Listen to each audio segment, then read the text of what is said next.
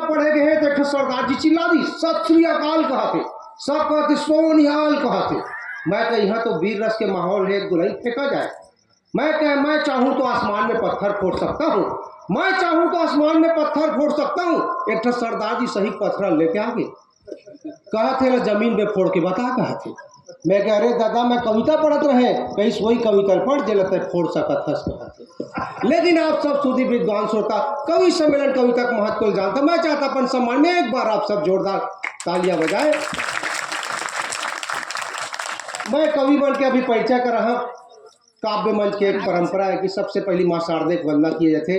मंच पे उपस्थित कवित्री अंजुलता से मैं निवेदन करूंगा कि आए मां शारदे की वंदना करें, उसके बाद विधिवत एक काव्य यात्रा हम प्रारंभ करेंगे। जोरदार तालियों के साथ आप उनको आमंत्रित करिए। अंजुलता प्रशांत भाई कवि मन के साथ भी बहुत अजीब अजीब घटना घटते। वो कहा बिहार एक कवि सम्मेलन बिहार के रहे, बिहार में कविता पढ़त रही, सामने 2 महिला बैठे रहे और बिल्कुल नहीं हंसत रही। वो कवि परेशान, बाद में कही बहन जी मैं इतना हंसाया लेकिन आप क्यों नहीं हंसी? तो कहा कि भाई साहब हंसना मैं भी चाहती हूँ लेकिन तुम्हारी शक्ल मेरे ससुर से मिलती है। कहा थी वो एक बगल में महिला बैठे रहे, कहे बहन जी आप क्यों नहीं हंसी? कहते मैं भी हंसना चाहती थी लेकिन ब्यूटी पार्लर वाले ने कहा है आधा इंच से ज्यादा मत हंसना वरना फाउंडेशन फट जाएगा। कहा ये समस्या हो जाए। एक तो कवि सम्मेलन में तो भारी police, ladies police, gents police.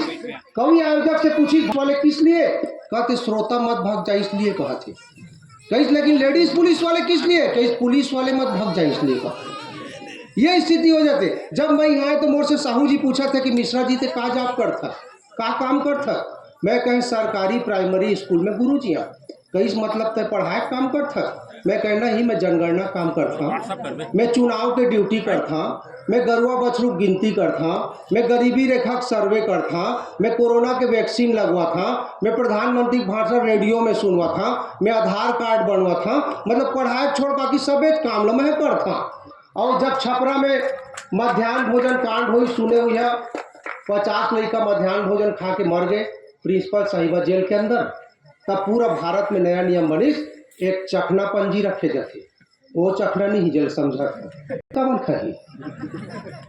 मैं तो अपन स्कूल के इकलौता गुरुजी, अपन घर वाली के एकमात्र पति, मोला कुछ हो तो दोनों ना।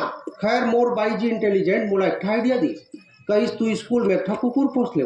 पहले कुकुर ला खवाए करो, ओकर बाद तू खाए करेगा। तू खावा चाहे कुकुर एक बात कर। जे कुकुर रोज भगाओ ला बुलाए, बढ़िया बढ़िया खवाए, एक हफ्ता में रिएक्शन चालू हो गए, कुकुर हम मोटा गए, मैं दुबरा गए। एक दिन कुकुर मोर घर आ गए, कहते गुरुजी खाना दे। मैं कहीं स्कूल जा, कहते आप तो इतवार की छुट्टी है, मोर पेट की छुट्टी थोड़ी है। तो मैं कहे रोज मैं तो ठेका ले हवे। तो कुकुर कही देख गुरुजी रखना है तो परमानेंट रख, शिक्षा कर्मी मत समझ बे। ये स्थिति। चलिए मैं इन कवियों का परिचय कराता हूँ, उसके बाद हम काव्य की धारा को रखेंगे। एक छोर में देखा भाई भरत द्विवेदी जी, एक बहुत ही स्मार्ट कवि। जब शैलेश लोढ़ा जी तारक मेहता के नाम से जिनको आप जानते हैं, उन्होंने तारक मेहता का रोल जब छोड़ा टीवी में, तो उसके बाद उन्होंने एक वाह भाई वाह करके एपिसोड से मारू टीवी चालू किया कवियों के लिए।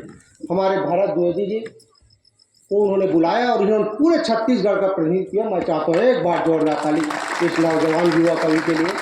और जब इनके गीत पापा के ऊपर इनकी लिखी गीत आप जब सुनेंगे तो आप बिल्कुल भावी हो। प्रशांत भाई आप लोग भी शायद नहीं सुने।